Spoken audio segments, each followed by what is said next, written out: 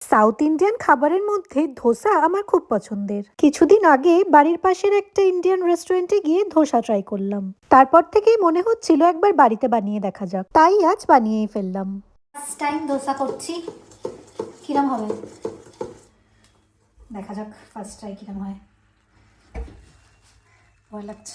কাল চাল ডাল গ্রাইন্ড করে ফার্মেন্টেশনের জন্য রেখে দিয়েছিলাম ওভারনাইট। আজ ধোসা করার টাইমে দেখলাম জলটা কম হওয়ার জন্য ব্যাটারটা একটু ঠিক হয়ে গেছে।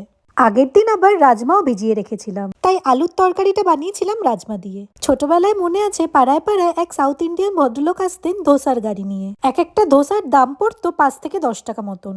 সপ্তাহে একদিন তো ম্যান্ডেটরি আসতেনি। আর যখনই আমরা ধোসার গাড়ির ঘন্টি শুনতাম ছুটে চলে যেতাম থালাবাটি নিয়ে ধোসা কিনতে। বাট এখন ইন্ডিয়াতে বাড়ির ওখানে ধোসা খেতে হলে তো মার্কেটেই যেতে হয়, ধোসার গাড়ি নিয়ে কাকু আর আসেন না। ব্যাটারটা একটু মোটা হয়েছে, বাট ফার্স্ট টাইম হিসাবে আমার তো ভালো লাগছে। নেক্সট টাইম আরেকটু বেটার ট্রাই করবো।